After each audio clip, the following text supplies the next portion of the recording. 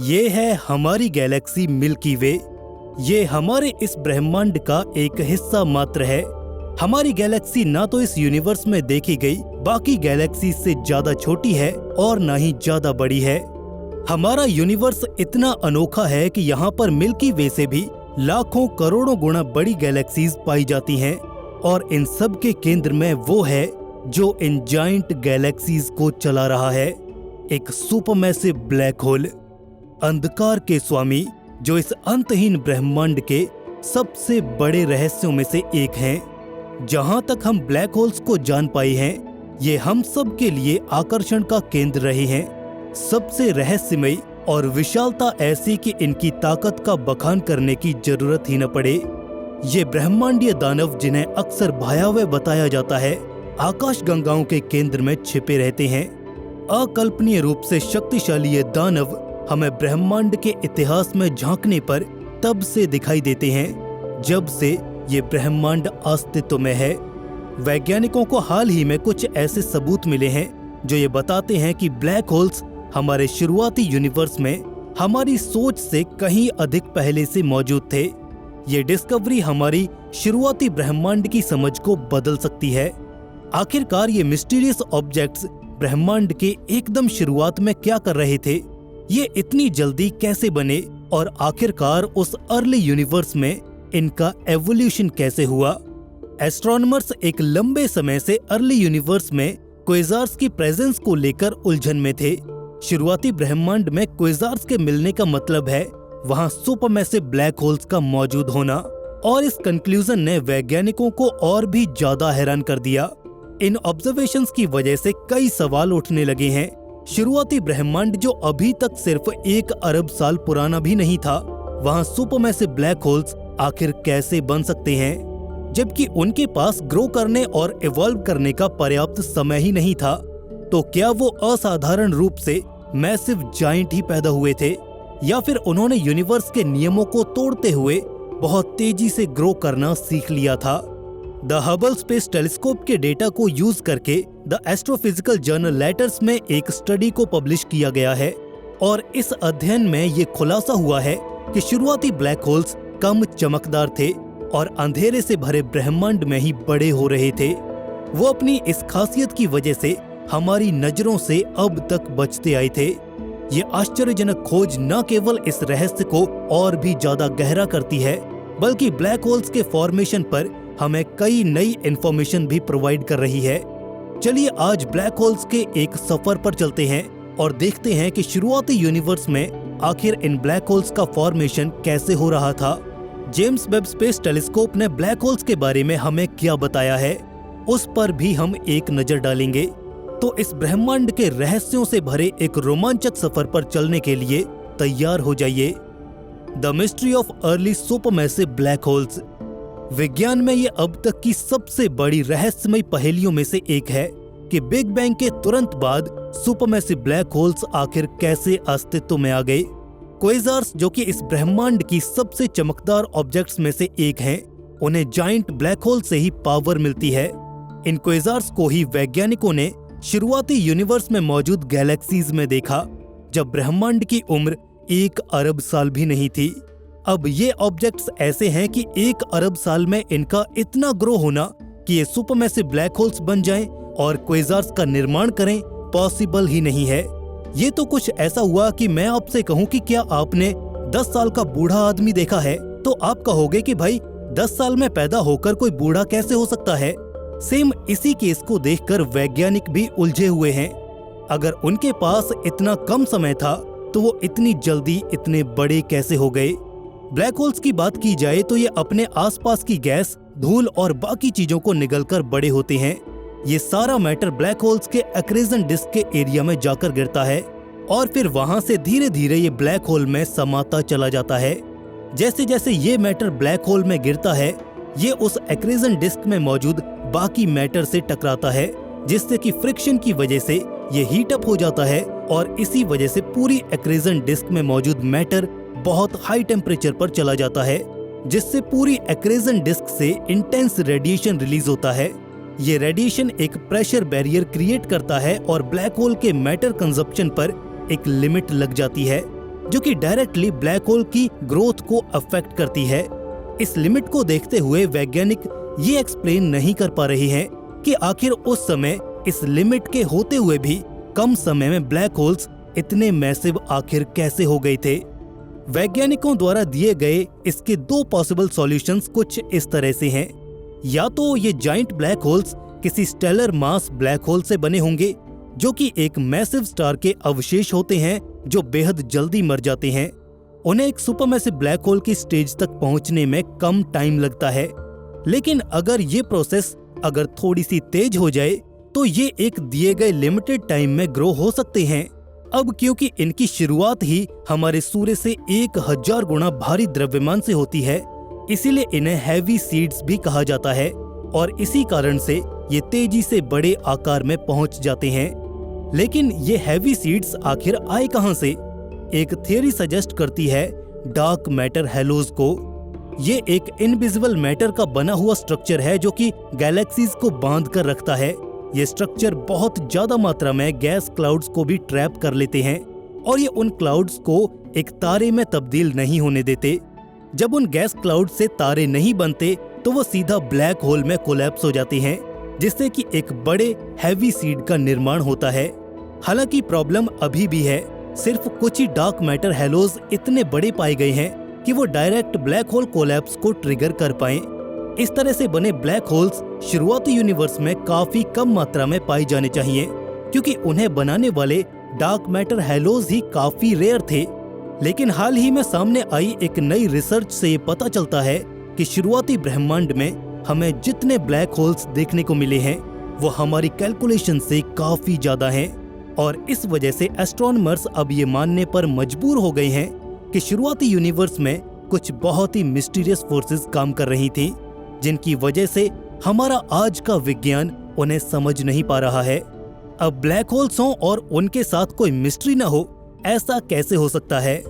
Black holes and JWST discoveries.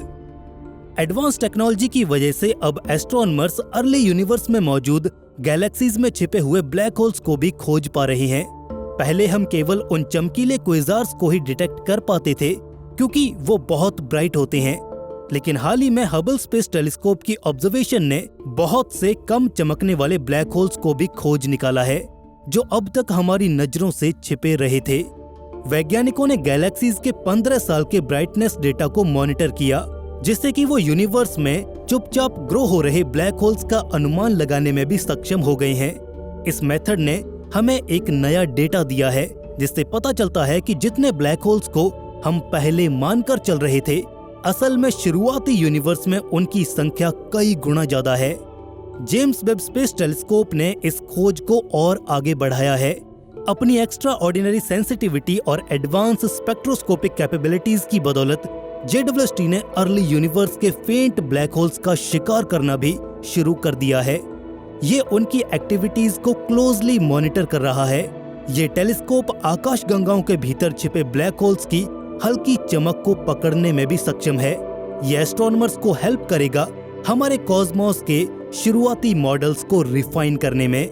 लेकिन फिर इससे एक और सवाल खड़ा होता है, अगर उस समय इतने सारे ब्लैक होल्स मौजूद थे तो वो सब इतना जल्दी ग्रो कैसे हुए? आखिर उनके खाने के लिए इतना मैटर कहां से आया होगा?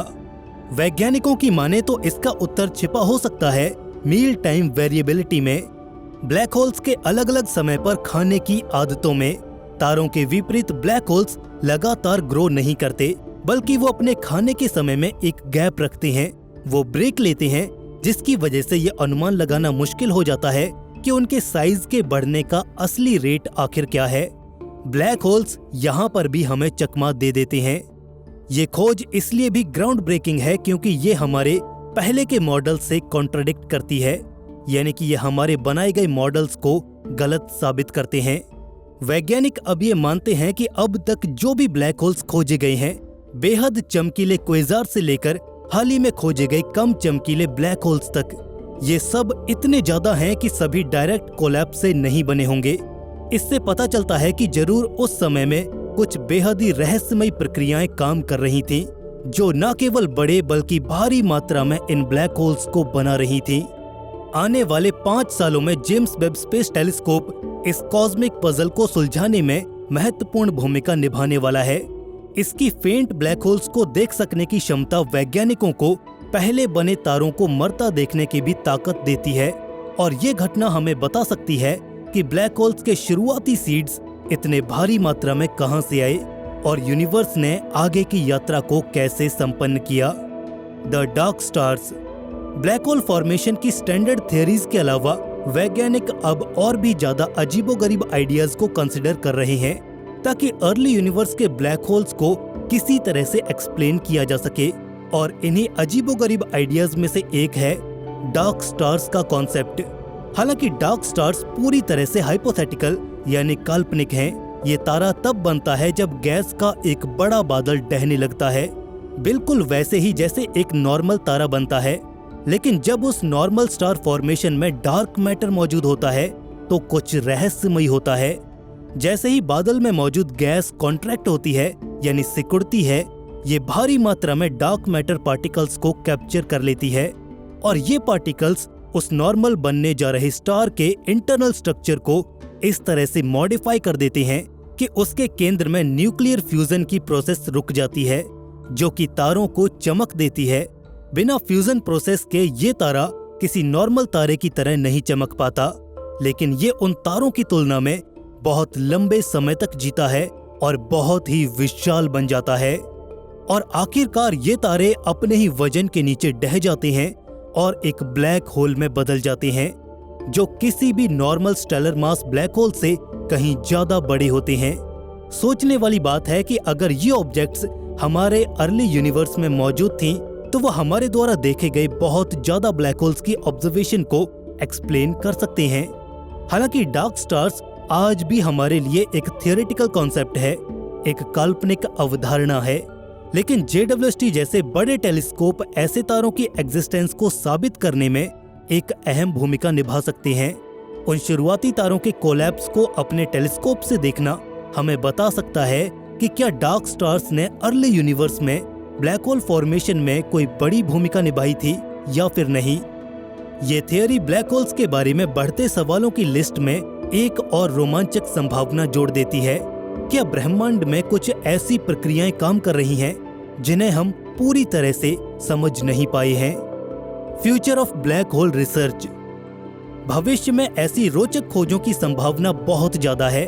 पिछले कुछ सालों में ही इस फील्ड में रिसर्च में एक नई क्रांति देखने को मिली है। आने वाले मिशन जैसे कि यूक्लिड मिशन और Nancy grace Roman space telescope फेंट ब्लैक होल्स को ही नहीं बल्कि फेंट क्वेज़ार्स को देखने में भी मदद करेंगे। इसी बीच ऑस्ट्रेलिया और साउथ अफ्रीका में बन रही स्क्वायर किलोमीटर एरे यानी कि SKA जैसी ऑब्जर्वेटरीज ब्लैक होल्स को गहराई से समझने में हमारी मदद करेंगी। लेकिन अभी तो JWST इस रिसर्च में सबसे आगे है। ये अर्ली यूनिवर्स के कुछ सबसे फेंट ब्लैक होल्स को ऑब्जर्व करके हमारे पुराने मॉडल्स को रिफाइन करने में हेल्प कर रहा है। आने वाले कुछ सालों में हम इसकी सहायता से किसी कोलैप्स होते हुए तारे को ढूंढने में भी सफल हो जाएंगे, और तब वो खोज ऐतिहासिक होगी।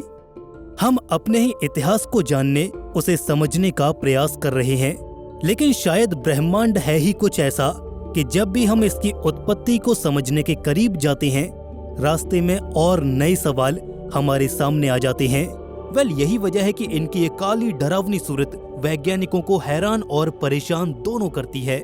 मगर क्या आपके मन में कभी ये सवाल नहीं आया कि वास्तव में इन ब्लैक होल्स के भीतर क्या होगा?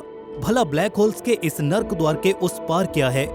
इस पर हमारी अभी तक की समझ तो यही कहती है कि एक बार ब्लैक होल में प्रवेश कर लेने के बाद चीजों का भयानक रूप से डिकम्प्रेशन होता है, जिसके बाद वो इसके केंद्र बिंदु यानी कि सिंगुलैरिटी में जाकर स्टोर हो जाती हैं। पर क्या ये मामला इतना ही सिंपल है या फिर इसमें कोई झोल है? इन्हीं बातों का पता लगाएंगे आज की इस डॉक्यूमेंट्री में। So stay tuned till the end. तो दोस्तों, क्या हो अगर मैं आपसे कहूं कि वैज्ञानिकों ने एक ऐसा तरीका खोज निकाला है जिसके द्वारा हम इन ब्लैक होल्स के भीतर झांक सकते हैं। क्यों आप यकीन नहीं करेंगे ना? मगर आपको ये बात माननी होगी, क्योंकि ऐसा कुछ तो हुआ है जिसने हमें भी ये कहने पर मजबूर कर दिया है। उसे समझाने के लिए आइए थोड़ा फ्लैशबैक में चलते हैं। तो ये है पृथ्वी। पृथ्वी से 5,80,000 लाइट ईयर्स की दूरी पर मौजूद है एक ब्लैक होल M87, जिसे बीते साल 2019 में हमने पहली बार देखा था। अगर फोकस करें ब्लैक होल की इस फर्स्ट एवर इमेज पर, तो यहाँ जी हाँ, इस तस्वीर के बिल्कुल बीच में आपको एक डार्क ब्लाइंड स्पॉट मिलेगा। असल में ये कुछ और नहीं बल्कि एक्चुअली M87 ब्लैक होल है, जिसके अराउंड मौजूद ये एक्रेजन डिस्क इमेज में क्लियरली विजिबल है। And as you guys know, हर एक ब्लैक होल के इर्द गिर्द उबलते हुए प्लाज्मा पार्टिकल्स का एक चमकदार घेरा होता है, और उस घेरे के भीतर वो एक्चुअल ब्लैक होल होता है जिसमें सिंगुलैरिटी एग्जिस्ट करती है। तो टेक्निकली हमने 2019 में एक ब्लैक होल की इमेज नहीं बल्कि उसके अराउंड घूम रही एक्रेजन डिस्क की तस्वीर ली थी। इट मीन्स ब्लैक होल तो अब भी हमारी नजरों से गायब है, but we have a clear cut boundary of it. Actually शुरुआत में तो हमारे पास ये so called clear cut boundary भी नहीं थी, बट लेटर ऑन जब वैज्ञानिकों ने ये रियलाइज किया कि ब्लैक होल की फाइनल इमेज में दिख रही एक्रेजन डिस्क काफी ब्लर्ड और धुंधली है, तो इसे फर्दर और अधिक रिफाइन किया गया। इस कड़ी में रिसर्चर्स ने एक लाइट रे सिमुलेशन तैयार किया, जिसमें ब्लैक होल की इस इमेज से प्रिसाइज्ड बाउंड्री को पिक करते हुए फर्दर एक स्क्रीन पर इमेज कास्ट की गई, जो दिखने में कुछ ऐसी थी। ये कुछ सूर्य ग्रहण के दौरान बनने वाले एक्लिप्स व्यू जैसा है ना। यही व्यू हमें ब्लैक होल के अंदर झांकने में मदद करेगा। वो कैसे, आइए देखते हैं।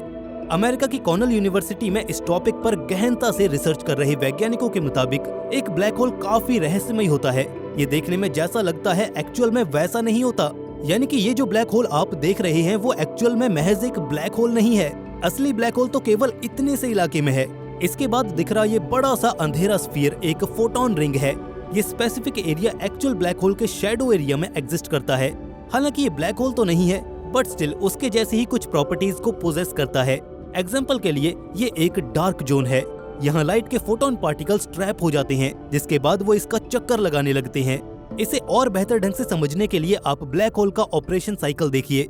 जब कभी भी कोई मैटर पार्टिकल ब्लैक होल में एनगल्फ होने के लिए आता है, तो सबसे पहले ये यहाँ के एरिया में वेट करता है। ये एरिया एक हाई टेम्परेचर जोन होता है, क्योंकि यहाँ पर मैटर उबल कर गैस स्टेज में आता है, मोर स्पेसिफिकली प्लाज्मा बन जाता है। इसके बाद वो आगे बढ़ता है और इस फोटोन रिंग से उसका सामना होता है। आप ऐसे भी समझ सकते हैं कि ये ब्लैक होल का एंट्री गेट है, क्योंकि इसके जस्ट बाद एक्चुअल ब्लैक होल शुरू होता है, और यहाँ से पास होने के बाद उसके चूर चूर टुकड़े सीधे ब्लैक होल की सिंगुलैरिटी में जाकर गिरते हैं। दोस्तों, आई एम श्योर आप लाइट के इस बेसिक फंडे से तो वाकिफ होंगे ही, और अगर नहीं है तो मैं आपको बता दूं कि लाइट एक ऐसी गजब की युक्ति है जो at the same time wave और मैटर दोनों ही प्रॉपर्टीज को होल्ड करती है। जहाँ फिजिक्स की रे ऑप्टिक्स ब्रांच ने इसे इलेक्ट्रोमैग्नेटिक वेव होने की स्वीकृति दी है, तो वहीं इसमें मौजूद फोटोन पार्टिकल्स इसे एक मैटर होने का भी रिकॉग्निशन देते हैं। स्ट्रेंज है ना। फोटो एस्ट्रोनॉमी की पूरी बुनियाद ही प्रकाश की किरणों पर टिकी है। So always keep this thing in mind कि लाइट का behaviour case to case, condition to condition vary करता है। So back to the photon ring. Well, as I said, photon ring कुछ और नहीं बल्कि एक्चुअल ब्लैक होल के around मौजूद एक वो इलाका है जहाँ से मैटर ब्लैक होल की दहलीज को पार करता है। अब यहाँ होता ये है कि यूजुअली मैटर और लाइट रेज इस एरिया को स्ट्रेट पार करते हुए ब्लैक होल के भीतर फॉल कर जाती हैं, but at the same time बहुत से फोटॉन्स इस शैडो एरिया को ऑर्बिट करने लगती हैं। ये शैडो एरिया ही वास्तव में फोटोन रिंग है, और इसे ही ऑर्बिट करने के दौरान जब एक particular photon n number of orbits पूरी कर लेता है तो वो फ्री स्पेस में ड्रिफ्ट ऑफ हो जाता है। अब क्योंकि ये इलाका एक्चुअल ब्लैक होल के अंदर तो नहीं है, इसलिए यहाँ से लाइट रेज का एस्केप होना तो बिल्कुल पॉसिबल है। स्पेस में ड्रिफ्ट होने के बाद वो सभी फोटोन पार्टिकल्स एक स्ट्रेट लाइन में ट्रेवल करते हैं, जब तक कि कोई मैसिव ग्रेविटेशनल इन्फ्लुएंस वाला ऑब्जेक्ट रास्ते में ना आ जाए।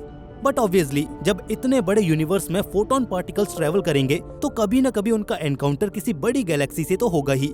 ऐसे में स्पेस टाइम में कर्वेचर बनने से लाइट को बेंड होना पड़ेगा। खैर, इन्हीं सब बाधाओं को पार करके जब फाइनली ये लाइट किसी ऑब्जर्वर के टेलीस्कोप तक पहुंचेगी तो उससे एक इमेज फॉर्म होगी। अब सोचिए उस इमेज का क्या होगा। वेल, कमाल होगा। अब क्योंकि ये लाइट स्पेस में ड्रिफ्ट होने के बाद थ्रू आउट द यूनिवर्स लंबे लंबे डिस्टेंसेस को कवर करेगी और बहुत से स्पॉट्स, बैंड या रिफ्लेक्शन जैसे फिनोमिनन्स को भी एक्सपीरियंस करेगी। तो ऐसे में हमारे पास उन सभी जगहों के विजुअलाइजेशंस होंगे, यानी कि एक ब्लैक होल हमें इस पूरे ब्रह्मांड के नजारे दिला सकता है, या मोर प्रिसाइजली एक ब्लैक होल से आने वाली फोटोन की मदद से हम पूरे यूनिवर्स की स्टडी कर सकते हैं। बट ऐसा कर पाने के लिए हमें जरूरत होगी कुछ बेहद ही पावरफुल टेलीस्कोप और सुपर कंप्यूटर्स की, जिनकी मदद से हम इन लाइट्स को कैप्चर करने के साथ ही इनसे हाई रेजोल्यूशन रिजल्ट्स तक निकालने की प्रोसेस को अंजाम दे सकें। And here is the twist, और वो ये है कि इस तरह से हम न केवल ब्रह्मांड बल्कि ब्लैक होल के भीतरी हिस्से को भी देख सकते हैं। अब आप कहेंगे, भाई वो कैसे भला? तो इसका जवाब है कॉर्नेल यूनिवर्सिटी द्वारा जारी किए गए इस रिसर्च पेपर के पास। इस रिसर्च पेपर में ये समझाया गया है कि आखिर कैसे फोटोन रिंग से ड्रिफ्ट होकर आए इन फोटोन से हम ब्लैक होल के इन डेप्थ व्यू को देख सकते हैं। दरअसल ब्लैक होल के शैडो एरिया जिसमें कि हमारी फोटोन रिंग्स एग्जिस्ट करती हैं, वो एक ऐसी कमाल की जगह होती है जहां उस ब्लैक होल से जुड़ी बहुत सी क्वांटम इंफॉर्मेशन स्टोर्ड होती है। इसे और अधिक प्रैक्टिकली समझने के लिए आप महज इतना जानिए कि ब्लैक होल इनसाइड एरिया में जहां एक्चुअली मैटर पार्टिकल्स बेहद कंप्रेस्ड फॉर्म में मौजूद होते हैं, उनकी व्यू रिफ्लेक्शन फोटोन रिंग्स तक जाती है। अब ऐसे में जब ये फोटोन पार्टिकल्स वहां से चलना शुरू करेंगे तो फॉर श्योर वो अपने साथ ब्लैक होल के उन इनसाइड व्यूज के भी स्नैप्स लेकर चलना शुरू करेंगे। बट जितना सिंपल और मजेदार ये बातें आपको लग रही हैं, ये उससे कहीं ज्यादा टफ और कॉम्प्लेक्स है। अगर हाइपोथेटिकली इमेजिन की जा रही हमारी अधिकतर बातें फिजिक्स की कसौटियों पर खरी भी उतर गईं, तो उन फोटोन पार्टिकल से उन व्यूज को फेच करना हद से ज्यादा मुश्किल होगा। इनफैक्ट आज की डेट में हमारे पास ऐसी कोई टेक्नोलॉजी एग्जिस्ट नहीं करती है जो प्रैक्टिकली हमारे लिए ये सभी काम कर दे। तो फिलहाल के लिए तो ये बातें महज बातें ही हैं, बट इन बातों में काफी हद तक हकीकत भी है। ये ब्लैक होल्स इस यूनिवर्स का इंटीग्रल पार्ट हैं, चाहे ये कितने ही भयानक क्यों न हो, चाहे इनसे आने वाली तबाही कितनी ही विराट क्यों न हो, परंतु इस अनंत ब्रह्मांड को चलायमान रखने की इनकी भूमिका को नकारा नहीं जा सकता। ब्लैक होल्स इस यूनिवर्स का एक अल्टीमेट ट्रुथ है जिसे कोई भी झुटला नहीं सकता है। सन 2019 से पहले तक ये महज एक एस्ट्रोफिजिकल थ्योरी में आ रही मैथमेटिकल ऑब्स्ट्रक्शन का नाम था, मगर आज ये सचमुच के माने हुए सेलेस्टियल ऑब्जेक्ट्स हैं जिनकी संख्या इस कायनात में लाखों से लेकर करोड़ों के बीच हो सकती है। वैज्ञानिकों ने हाल ही में एक गैलेक्सी में कुछ ऐसी अजीब हरकतों को होते देखा जो वहां दो ब्लैक होल्स के बीच होने वाले एक भयानक टकराव के संकेत दे रहा है। SRS J1430+2303 नाम की ये गैलेक्सी मौजूद है हमसे करीब 1.1 बिलियन लाइट ईयर्स दूर। वैज्ञानिकों ने इस गैलेक्सी के कोर में तेजी से फ्लक्चुएट हो रही लाइट रीडिंग्स को नोट किया, जो कि ये दर्शाता है कि दो बेहद विशालकाय सुपरमैसिव ब्लैक होल्स जिनका वजन 20 करोड़ सूर्यों के बराबर है, वो दोनों बेहद तेजी से एक दूसरे की ओर बढ़ रहे हैं और जल्द ही एक दूसरे से टकराकर तबाह होने वाले हैं। कॉस्मोलॉजी के स्केल पर देखें तो इस मैसिव कोलिजन इवेंट में लगने वाला वक्त काफी कम है, लिहाजा रियल लाइफ सिनेरियो में इस घटना को होने में अच्छा खासा वक्त लगने वाला है। वैज्ञानिकों ने ये संभावना जाहिर की है कि ये ब्लैक होल्स पूरी तरह से टकराकर एक दूसरे में समाहित होने में करीब 3 सालों का वक्त लेंगे। अगर एक पल के लिए डिस्ट्रक्शन के टेरर को परे रखकर इस रिसर्च अपॉर्चुनिटी को देखें तो ये पूरी एस्ट्रोफिजिकल हिस्ट्री में एक लैंडमार्क पॉइंट होगा, जहां हम मनुष्य किसी ऐसी घटना को विटनेस करेंगे जो सुपर रेयर होने के साथ ही विरले ही किसी को देखने को मिलती है। मगर यहाँ पर एक समस्या है, और वो ये कि अब तक भी वैज्ञानिक इस बात को लेकर 100% श्योर नहीं है कि वाकई गैलेक्सी SRS J1430+2303 में वही होने जा रहा है जिसकी हम कल्पना कर रहे हैं।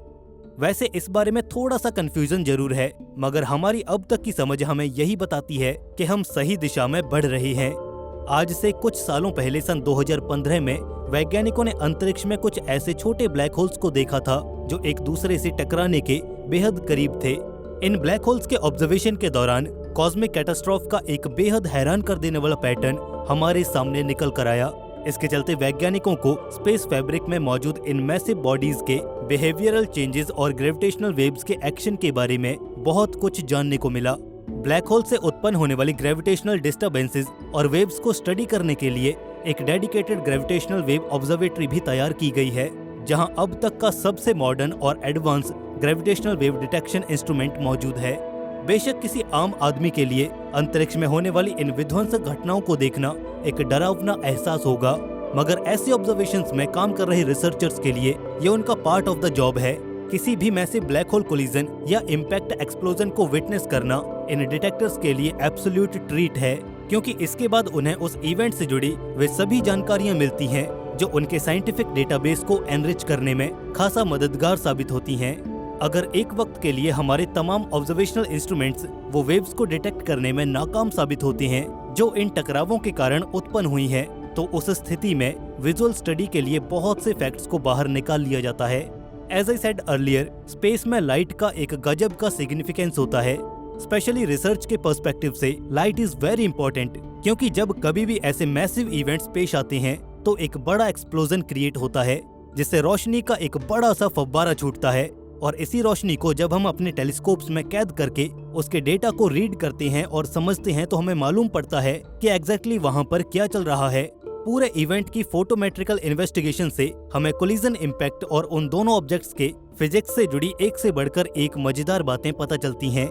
मसलन जब इन सभी फिनोमिनन्स की गहराई से जांच की गई तो मालूम चला कि ब्लैक होल्स के मर्जर का इवेंट महज तबाही नहीं लेकर आता बल्कि एक अद्भुत ब्रह्मांडीय वस्तु को भी जन्म देता है। ऑब्वियसली दो ब्लैक होल्स के संगम के बाद एक ब्लैक होल का ही जन्म होता है, मगर वो पहले की अपेक्षा कई गुना ज्यादा बड़ा और विध्वंसक होता है। आई एम श्योर आप गैलेक्टिक मर्जर के फंडे से तो वाकिफ होंगे ही, और अगर नहीं भी हैं तो हम आपको फटाफट से बता देते हैं कि इस यूनिवर्स में एक गैलेक्सी भी दूसरी गैलेक्सी के साथ इंटरेक्ट करती है और जब वो अपनी राहों में एक दूसरे के सामने आ जाती हैं तो उनका मर्जर हो जाता है। गैलेक्टिक कोलिजन इस यूनिवर्स के सबसे ड्रामेटिक इवेंट्स में से एक है, बल्कि असल में यही वो इवेंट है जो दो विशालकाय सुपरमैसिव ब्लैक होल्स को एक दूसरे से टकराने के लिए उकसाता है। वेल, ये तो आप सभी जानते ही हैं कि यूजुअली एक गैलेक्सी के केंद्र में एक सुपरमैसिव ब्लैक होल ही होता है। इसके इर्द गिर्द गैलेक्सी के अधिकतर एलिमेंट्स चक्कर लगा रहे होते हैं। ऐसे में जब गैलेक्सीज के बीच मर्जर परफॉर्म होता है तो इवेंचुअली दोनों ही गैलेक्सीज के ब्लैक होल्स का भी एक दूसरे से सामना होता है। ऐसे में कमजोर ब्लैक होल ताकतवर के सामने घुटने टेक देता है और हमेशा के लिए उसका हिस्सा बनकर रह जाता है। इस घटना को एस्ट्रोनॉमर्स द्वारा बाइनरी मर्जर का नाम दिया गया है। इसे डिटेक्ट करने के लिए किसी पर्टिकुलर गैलेक्टिक क्लस्टर में लाइट की फ्लक्चुएशंस को स्टडी किया जाता है, जो वहां पर डिक्लाइनिंग ऑर्बिट्स में नजदीक आ रहे ब्लैक होल्स की तस्वीर को एकदम से साफ कर देता है। गैलेक्टिक न्यूक्लियस यानी कि गैलेक्सी के केंद्र बिंदु शायद इस ब्रह्मांड की सबसे अजीबोगरीब चीजों में से एक है। यहाँ से मिलने वाले सिग्नल्स को समझ पाना काफी मुश्किल है। साथ ही हर एक डिस्टिंक्ट गैलेक्सी का सेंटर एक अलग ही कहानी बयान करता है, जिसे समझने के लिए हर बार एक नई अप्रोच को चुनना पड़ता है। विशेष रूप से चीन में मौजूद वैज्ञानिकों ने इस विशालकाय SRS J1430+2303 गैलेक्सी पर अपनी जांच की। उन्होंने इस जांच के लिए एक्सरे वेवलेंथ्स को अपना आधार बनाया, इस उम्मीद में कि उन्हें इसके जरिए ब्लैक होल से निकल रहे हाई एनर्जी वेव्स को समझने का मौका मिलेगा, और वो काफी हद तक अपने इस मंसूबे में कामयाब भी रहे। उन्होंने इस विशालकाय ब्लैक होल को समझने की कोशिश की। दुनिया भर की अलग अलग ऑब्जर्वेटरीज से करीब 200 दिनों के वेव ऑब्जर्वेशन डेटा को इकट्ठा किया गया। जब संयुक्त रूप से डेटा का विश्लेषण हुआ तो उन्हें ये परिणाम मिला कि इस आकाशगंगा के केंद्र से आ रही रोशनी में बदलाव देखने को मिल रहा है, और ये तभी मुमकिन था जब यहाँ पर किन्हीं दो बड़े दानवों का मिलन हो रहा हो। लाइट का ये फ्लक्चुएशन केवल मेजर स्केल पर था, जो किसी अन्य कारक की मौजूदगी को पूर्ण रूप से नकारता है, और ये बात सिद्ध हुई कि वाकई हमने अब तक के सबसे बड़े ब्लैक होल कोलिजन को विटनेस कर लिया है। बाकी बात जहाँ तक स्पेस कैटास्ट्रॉफ की है तो बेशक ब्लैक होल्स हमारे प्यारे सौरमंडल के विनाश का एक कारण बन सकते हैं। हकीकी तौर पर भी वो इतने ताकतवर होते हैं कि पूरी की पूरी गैलेक्सीज को निगलने तक का दम रखते हैं। ऐसे में सौरमंडल जैसा एक मामूली सा सिस्टम तो क्या ही चीज है एक ब्लैक होल के सामने, लिहाजा वो एक अलग मुद्दा है। अगर आप ये जानने में भी इंटरेस्टेड हैं कि तब क्या होगा जब एक ब्लैक होल सामने से आकर हमारी पृथ्वी को निगलने की कोशिश करेगा, वो मंजर वाकई में देखने लायक होगा। यूं तो आज तक इस असीम ब्रह्मांड में एक से बढ़कर एक बड़े ब्लैक होल्स को देखा गया है, मगर इसके जितना विशाल और ताकतवर ब्लैक होल शायद ही कभी देखा गया हो। ये भूखा दानव ऑब्जर्वेबल यूनिवर्स के सबसे एक्टिव और खतरनाक ब्लैक होल्स में से एक है। इसकी भूख का अंदाजा आप इसी बात से लगा सकते हैं कि ये हर सेकंड हमारी पृथ्वी के मास जितने मटेरियल को अपने अंदर निगल लेता है। अपने जन्म से लेकर ये इतना सारा मैटर अपने अंदर ठूंस चुका है कि इसका इवेंट होराइजन, या फिर यूं कहें कि इसकी बाउंड्रीज सरक कर काफी दूर आ गई हैं। इसके मुंह की चौड़ाई इतनी ज्यादा है कि इसमें हमारा पूरा का पूरा सोलर सिस्टम फिट आ सकता है। वैज्ञानिकों का इस ब्लैक होल को लेकर यह अनुमान है कि ये दानव पिछले 9 अरब सालों में बने किसी भी ब्लैक होल से ज्यादा रफ्तार के साथ बढ़ रहा है। J1144 ब्लैक होल के गिर्द खोलते हुए प्लाज्मा से तैयार हुई ये एक्रेजन डिस्क मिल्की वे जैसी तमाम गैलेक्सीज से कहीं ज्यादा चमकीली है। इससे निकल रही रोशनी की मात्रा इतनी अधिक है कि इसे एक मामूली टेलीस्कोप से भी देखा जा सकता है, यानी कि कितनी ही गैलेक्सीज और स्टार्स की रोशनी इसके आगे फीकी है। ऐसे में यहाँ पर सवाल ये आता है कि क्या हम भी किसी ऐसे ही खतरनाक ब्लैक होल के नजदीक तो नहीं हैं, जो हमें अपने भीतर खींचकर हमारे पूरे ग्रह को ही तबाह कर दे। आखिर ये ब्लैक होल्स कितने खतरनाक हो सकते हैं, और तो और क्या हमारे सौरमंडल के भीतर या फिर उसके आसपास कोई भी ऐसा ब्लैक होल है जो हमारी इस हंसती खेलती दुनिया को उजाड़ सकता है? वेल, जानने के लिए इन सभी सवालों के जवाब बने रहें आज की इस डॉक्यूमेंट्री में बिल्कुल अंत तक। इस ब्रह्मांड का हर वो सितारा जिसका जन्म होता है, ये जरूरी नहीं कि उसके पास हमारे सूरज की ही तरह ग्रहों और उपग्रहों का एक खूबसूरत और भरा पूरा परिवार हो। कुछ बेचारे तन्हा और बेमंजिल मुसाफिर भी होते हैं जो खुले अंतरिक्ष में इधर उधर भटकते रहते हैं। ऐसे में अगर कोई ऐसा ही सितारा हो जो आकार में हमारे सूरज से करीब 20 गुना ज्यादा हो और उसमें एक जोरदार विस्फोट हो, तो वो एक ब्लैक होल की शक्ल ले लेता है। हालांकि ये एक आम टिपिकल ब्लैक होल जैसा नहीं होता है।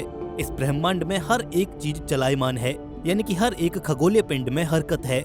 ऐसे में कुछ ब्लैक होल्स विशेष रूप से स्टेशनरी होती हैं, जिनमें इंटरनली किसी भी तरह की कोई मूवमेंट नहीं होती, मगर बेहद मैसिव कॉस्मिक एक्सप्लोजन्स और कुछ रेयर इवेंट्स के चलते वो डिस्प्लेसमेंट शो करते हैं। अब देखिए, इस यूनिवर्स में एब्सोल्यूट रेस्ट की पोजीशन में तो कुछ भी नहीं है। हर एक ऑब्जेक्ट किसी न किसी के रिस्पेक्ट में मूव कर रही है, लिहाजा फर्क महज हमारे फ्रेम ऑफ रेफरेंस का रहता है। जरा सा मुद्दे से भटककर आपको कुछ पते की बात बताते हैं। आज तक आपने सोलर सिस्टम को इलस्ट्रेट करती जितनी भी वीडियोस देखी होंगी, उनमें प्लैनेट्स का मूवमेंट कुछ यूं सिंपल इलिप्टिकल ऑर्बिट में होता दिखाया गया होगा, जबकि हकीकत इस बात से कोसों दूर है।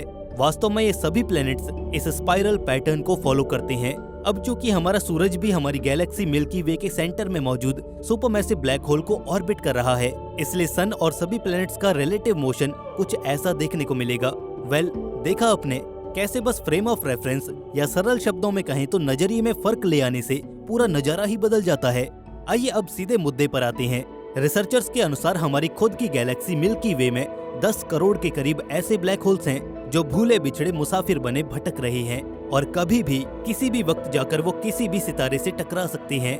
एक अनुमान के अनुसार धरती से करीब 5000 लाइट ईयर्स दूर एक ऐसा ही खतरनाक ब्लैक होल घात लगाई बैठा है। धरती के सबसे नजदीक मौजूद ये ब्लैक होल मिल्की वे गैलेक्सी के कैरिना सैजिटेरियस आर्म में बसता है। आमतौर पर ऐसे ब्लैक होल किसी भी कंपेनियन स्टार के साथ एग्जिस्ट करते हैं, मगर इसके साथ कोई भी ऐसा सितारा देखने को नहीं मिला। अतीत में इसे हबल स्पेस टेलीस्कोप द्वारा कई दफा स्टडी किया गया है, जिसके चलते हमें इससे जुड़ी बहुत सी अहम जानकारियां हासिल हुई हैं। जैसे हम इसके सटीक वजन को तौलने में भी कामयाब रहे हैं। हबल द्वारा मिली रीडिंग्स के अनुसार ये ब्लैक होल 7 सोलर मासेस को कैरी करता है। वहीं इसकी स्पीड 1,60,000 किलोमीटर प्रति घंटा है। जब कभी एक अनइवन शेप वाले सुपरनोवा में कोई बड़ा तारा मरता है तो उससे एक भीषण विस्फोट होता है और तब जाकर ऐसे खतरनाक ब्लैक होल्स का जन्म होता है जो घुमक्कड़ प्रवृत्ति के होते हैं। ये अंतरिक्ष में घूम घूम कर अपना शिकार ढूंढते हैं। इनके रास्ते में आने वाली हर चीज काल के ग्रास में समा जाती है। खैर 5000 लाइट ईयर्स की दूरी काफी ज्यादा है, तो फिलहाल के लिए तो हमें इससे डरने की कोई भी जरूरत नहीं है। मगर इसका ये मतलब बिल्कुल भी नहीं है कि हम बेखौफ होकर बैठ सकते हैं, क्योंकि अब जो हम आपको दिखाने जा रहे हैं वो इससे भी ज्यादा खतरनाक और विनाशक है। जी हाँ, इनसे मिलिए। ये है गाया BH1 नामक एक विध्वंसक ब्लैक होल जो हमसे केवल 1500 लाइट ईयर्स की दूरी पर ही मौजूद है। हालांकि ये एक टिपिकल ब्लैक होल है। इसके पास अपना खुद का कंपेनियन स्टार है। वजन के मामले में ये हमारे सूरज से 10 गुना ज्यादा हैवी है। इस बीच सबसे हैरान करने वाली बात तो ये है कि इसके कंपेनियन स्टार में आज भी किसी मामूली तारामंडल की तरह ग्रह और उपग्रह मौजूद हैं, जो कि निरंतर इस तारे के चक्कर काट रहे हैं। और वहीं दूसरी ओर ये ब्लैक होल इन्हें अपने इशारों पर नचा रहा है। हालांकि वैज्ञानिकों का प्रेडिक्शन इससे भी कहीं ज्यादा नजदीक जाकर रुकता है। दरअसल कुछ एस्ट्रोनॉमर्स ये मानते हैं कि पृथ्वी से सबसे नजदीक ब्लैक होल केवल और केवल 80 लाइट ईयर्स की दूरी पर एग्जिस्ट कर सकता है, यानी कि हमसे बेहद नजदीक। महज कुछ ही तारामंडलों का फासला होगा उसके और हमारे बीच। खैर यहाँ पर जरा एक पल रुकिए और सोचिए, क्या हो अगर कोई ब्लैक होल हमारे ही सौरमंडल में छिपा बैठा हो तो? इस पर आप सभी का एक ही जवाब होगा, अभी हम उस ब्लैक होल की आगोश में आकर तबाह हो जाएंगे। ये बात पूरी तरह से सही नहीं है। ब्लैक होल केवल एक ही प्रवृत्ति के नहीं होते, इनमें भी ढेर सारी क्लासेस होती हैं।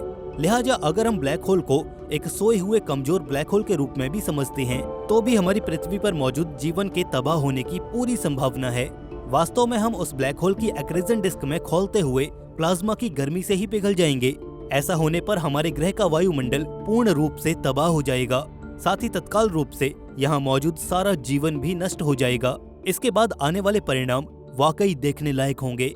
एक एक करके सभी ग्रह टूटकर बिखरने लगेंगे, उनमें मौजूद सारा पदार्थ पिघलकर अंतरिक्ष में बहने लगेगा और इवेंचुअली वो सारा मैटर एक स्थान पर संगठित होकर धीरे धीरे ब्लैक होल की ओर बढ़ने लगेगा। और हम अंत में काल के उसी ग्रास में समा जाएंगे।